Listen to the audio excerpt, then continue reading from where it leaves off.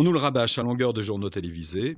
Cela fait l'unanimité du gouvernement au MEDEF, en passant par l'UMP et le FN.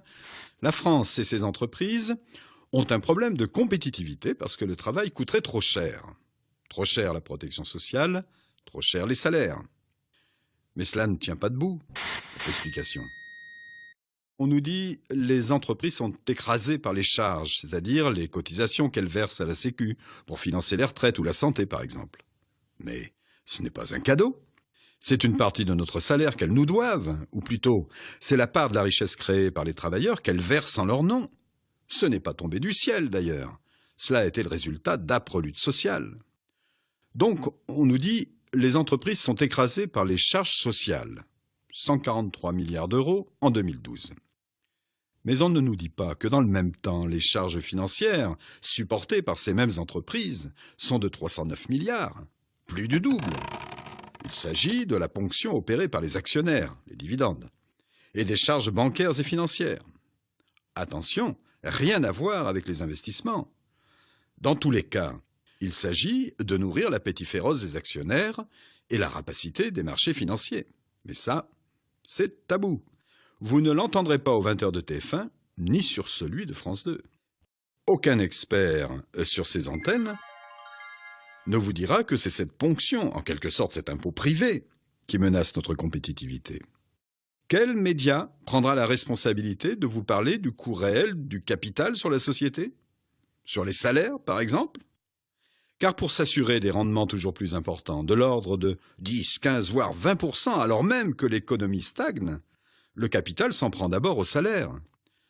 En 30 ans, 10% de la richesse créée, soit environ 200 milliards d'euros, est passée des poches des salariés à celles des patrons. Vous le saviez? Et bien sûr, ce sont les petits, les moyens salaires qui trinquent, avec pour conséquence un ralentissement général de l'activité, la récession. Qui nous dira à quelle pression permanente sont soumis les salariés, provoquant maladies, dépression, parfois le suicide? En France, on compte près de 700 000 accidents du travail chaque année, avec parfois de terribles séquelles pour les salariés. 700 en mourront cette année encore. Qui en parle?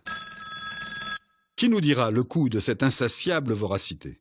Celle de ces entreprises qui réalisent des bénéfices géants mais licencient pour garantir les profits. Sanofi, Continental ou encore PSA. Des milliers d'emplois rayés de la carte, des milliers de familles précarisées, souvent des territoires sinistrés. Qui doit réparer ces dégâts? Qui dénoncera aussi cette avidité qui verra cette année encore 60 milliards s'évader vers les paradis fiscaux? Qui expliquera comment ils pillent sans vergogne toutes les ressources naturelles disponibles, sans souci du lendemain?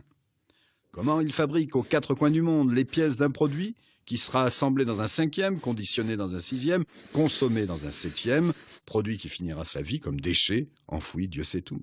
Absurde déménagement permanent du monde, dont le coût environnemental et humain est incalculable. Alors, arrêtons les faux débats. Ce qui crée la richesse, c'est le travail, pas le capital. C'est la coopération, pas la compétition. Il y a urgence pour une campagne de vérité sur ce que nous coûte d'entretenir une bourgeoisie toujours plus avide. À quand un grand débat pluraliste, à la télévision, pour ouvrir les livres de comptes et dénoncer les mensonges? Ensemble, libérons la France des riches et de la finance, car notre seul dessein, c'est l'humain d'abord.